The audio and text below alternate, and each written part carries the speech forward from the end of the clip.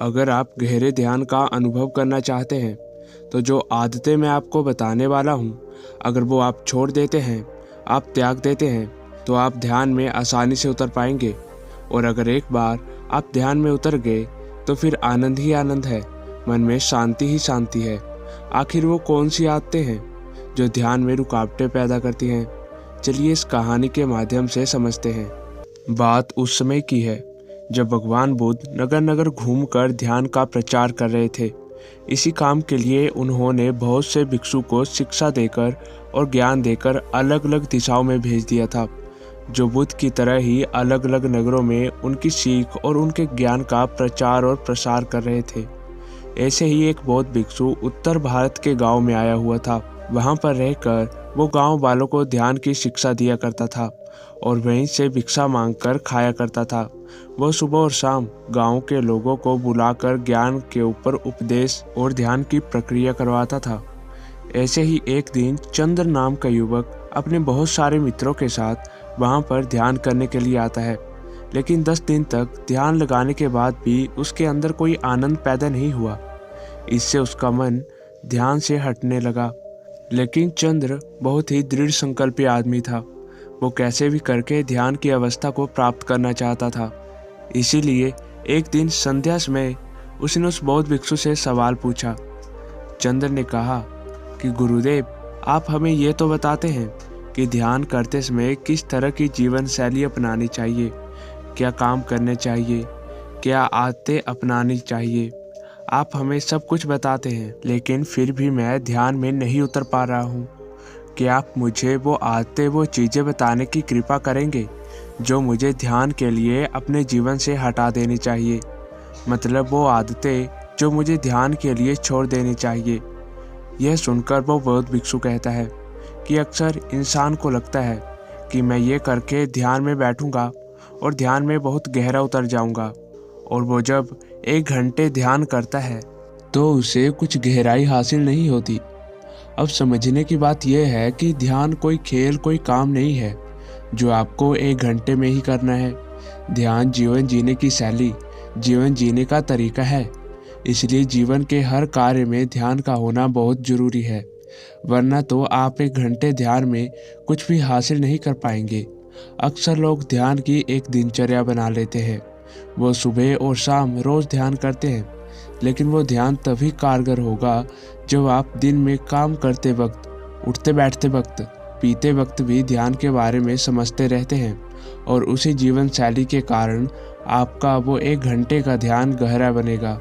इसके बाद उस बौद्ध भिक्षु ने कहा, अगर तुम कुछ आदतें, कुछ निरंतर बातें अपने जीवन से हटा दो तो ही तुम्हें ध्यान की गहराई में उतरने में आसानी होगी। लेकिन वो आदतें हैं क्या? और अगर ऐसी आदतें हैं जो हमें छोड़ देनी चाहिए तो उसके पीछे वैज्ञानिक दृष्टिकोण क्या है? इस बात का जवाब देते हुए बौद्ध भिक्षु ने कहा कि सबसे पहले याद रखो कि हमारी इंद्रियां ही ज्ञान की ग्रहणशील होती हैं। हम कोई भी अच्छा या बुरा ज्ञान अपनी इंद्रियों के माध्यम से ही ग्रहण करते हैं। इंद्रियां मतलब आँख, नाक, जीभ और त्वचा।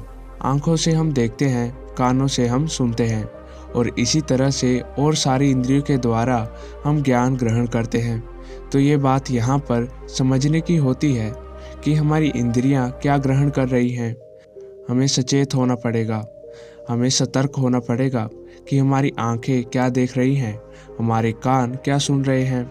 और जो हम देखते और सुनते हैं तो वही ज़्यादा विचार हमारे ध्यान में घूमकर वापस लौट आते हैं, जिससे हम ध्यान पर नहीं उतर पाते। अगर हम 5 इंद्रियों के प्रति सचेत हो जाते हैं, जैसे कि हम अपनी आँखों से क्या देख रहे हैं, हम अपने कानों से क्या सुन रहे हैं, हम अपनी जीभ से कैसा स्वाद ले रहे हैं, हमारी त्वचा पर कैसा स्पर्श यानी कैसा अनुभव देता है, और हम अपनी नाक से कैसी सुगंध ले रहे हैं। अगर हम इन सभी इंद्रियों के प्रति सचेत हो जाते हैं तो हम निरंतर ज्ञान को अपनी इंद्रियों के दूर से ही बाहर भेज सकते हैं। लेकिन वो तभी संभव होगा जब हम सचेत रहेंगे। जैसे कि हमें किसी ने गाली दी, हमें पता है कि हमारे कानों ने गाली सुनी, लेकिन हमने बोली ही नहीं, हमने वो अपने अंदर जाने ही नहीं दी। और वही कान जब ज्ञान का उपदेश सुनते हैं तो वो पूरा ध्यान लगा देते हैं पूरे सचेत होकर पूरे होश में वो ज्ञान ग्रहण कर लेते हैं। इसी तरह से वो सब इंद्रियां हमें अलग अलग अनुभूति देती हैं। जैसे कि किसी वेश्या का स्पर्श और एक माता का स्पर्श, दोनों के स्पर्श में बहुत अंतर होगा, लेकिन अगर हम सचेत होंगे तो दोनों के स्पर्श को हम अलग अलग तरीके से अनुभव कर पाएंगे और ये देख पाएंगे कि किस स्पर्श के कारण हमारा मन अशांत होता है। और वो दूसरी आदत जो एक नवयुवक या कहे कि जो अभी अभी नया नया ध्यान करने लगा है उसकी प्रक्रिया में बाधा बनती है, वो है संयम। हर इंसान, हर आदमी सब कुछ बहुत जल्दी पाना चाहता है और ये ध्यान के संबंध में भी सच हो जाता है। जब आदमी ध्यान करता है तो सोचता वो है कि मैं 1 घंटे तक ध्यान करूँगा, लेकिन वो 5 मिनट के अंदर ही ध्यान की गहराई में जाना चाहता है। लेकिन ध्यान तो ठहराव है, ध्यान तो रुक जाना है, ध्यान तो ठहर जाना है, थम जाना है। जरा सोचिए, क्या जल्दबाजी करके हम ठहर सकते हैं? क्या ये दोनों चीज़ें एक साथ हो सकती हैं? जल्दबाजी थम जाना ही नहीं हो सकता, कभी नहीं हो सकता।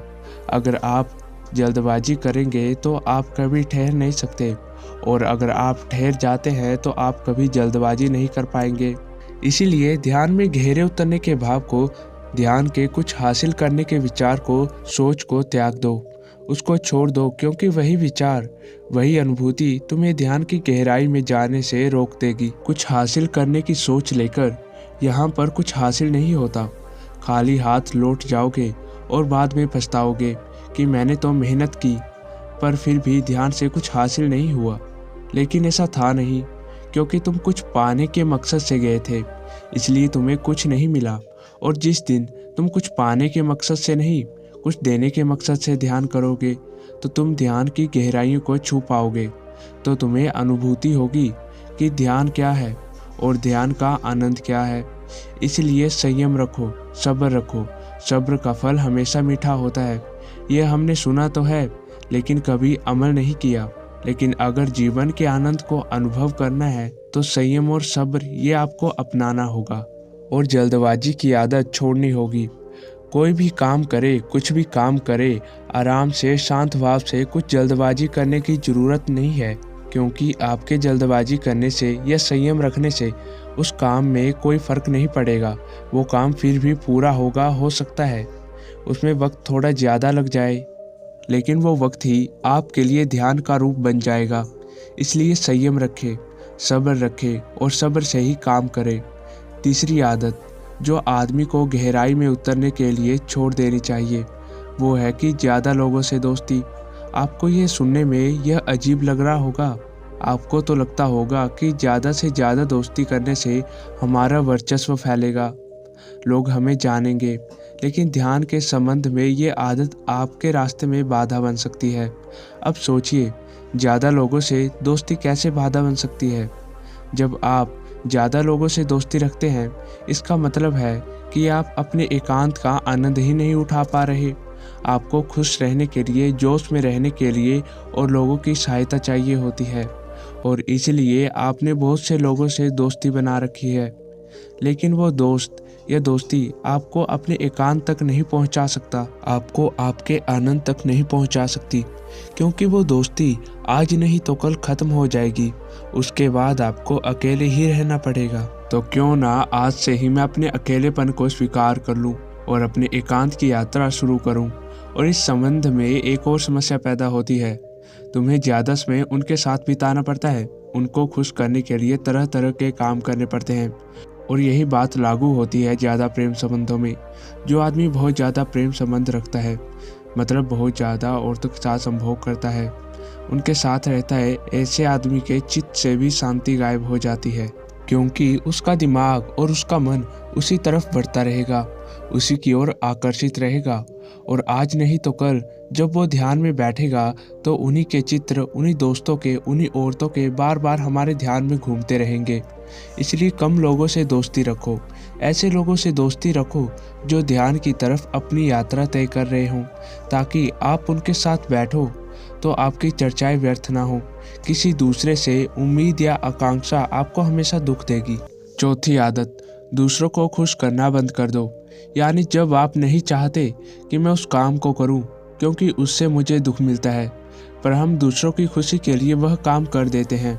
यानी आपको आपके दोस्त ऐसे काम को करने के लिए कहते हैं जो आप बिल्कुल भी नहीं पसंद करते, पर आप उनकी खुशी के लिए वह काम कर देते हैं। परंतु दूसरे लोग तो खुश हो जाते हैं, पर कुछ देर बाद हमें अपने मन में अशांति महसूस होती है और अंदर से दुख भी हो रहा होता है। इसलिए खुद को दुखी करने से बेहतर है कि आप दूसरों को खुश करना बंद कर दें, वरना आप हमेशा अशांत रहेंगे और अशांत रहने के कारण आप ध्यान भी नहीं कर पाएंगे। इसलिए दूसरों को खुश करना बंद कर दो। दोस्तों, अगर आपको ये वीडियो पसंद आई हो तो हमें कमेंट बॉक्स में ज़रूर बताएं और इस वीडियो को अपने दोस्तों और परिजनों के साथ ज़रूर शेयर करें। अब मिलते हैं किसी और इम्पैक्ट छोड़ देने वाली वीडियो के साथ। तब तक के लिए धन्यवाद।